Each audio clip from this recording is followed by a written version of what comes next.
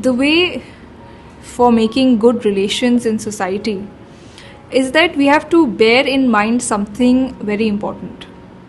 And that is, there are certain principles which we hold very dear to us. There are principles which we think should not be broken. And these are ideals and values which we emulate and we want to uphold in our lives. But often it happens that as far as you as an individual is concerned, you have the freedom to follow the principles which you hold very important in your life, such as being truthful, such as being just even if the matter goes against you, such as dealing with people in a way which is very correct and proper. So these are some principles which you may consider to be very important. And you as an individual are totally free to follow these principles or not follow these principles. We have complete control over ourselves. But when it comes to society, then we should know that society is a conglomeration or a collection of a large number of individuals. And as far as other individuals are concerned, other people are concerned, we don't have full control over them. Just as I have complete freedom to speak the truth, I don't have the freedom to make the other person speak the truth. That is beyond my control. The other person can speak the truth, or he may speak a lie and justify his falsehood in beautiful words. I cannot force him to do what he wants to do. So in society, when we live in the midst of people, we cannot control others. We can only control ourselves. We have the freedom to do what we want to do. What we think is the best is virtuous and righteous. But we cannot make people righteous and virtuous. People will be free to use their freedom in a good way, or they are free to use their freedom in a wrong way.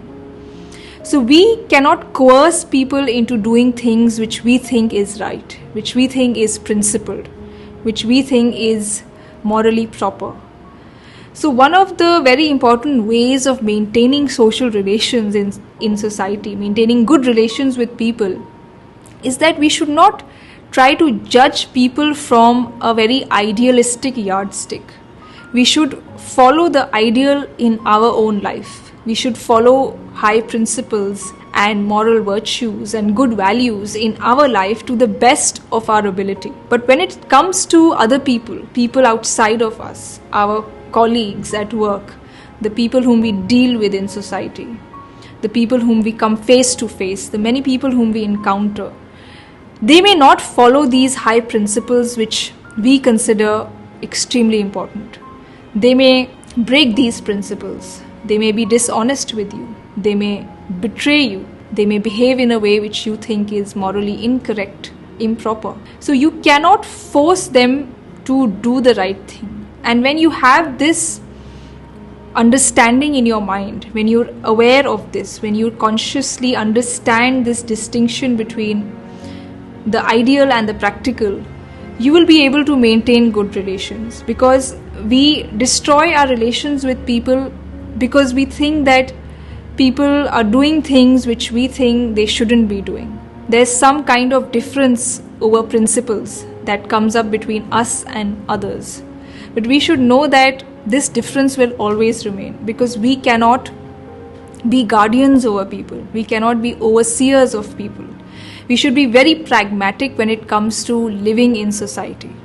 We should not have an ideal kind of a mindset, or we should not judge people by the ideal yardstick, the ideal principles. Because if we start doing that, every person will become or will appear to us as lesser, as a person who is not following a moral lifestyle. He will appear to us as a lesser human being. We will think that he is falling short of righteousness. And when this is the kind of angle, or this is the kind of manner in which we look at people, we will surely not be able to have good relations with them. We will think so and so is a bad person, so and so is an unjust person, so and so person is person who is backstabbing. So these are the kinds of understanding that we will have of people if we begin to judge them from an ideal yardstick. So we have to know that we must judge people from a very pragmatic yardstick. We have to be very practical when it comes to our behavior with people, our expectations of people. We should not have perfect, ideal expectations of people.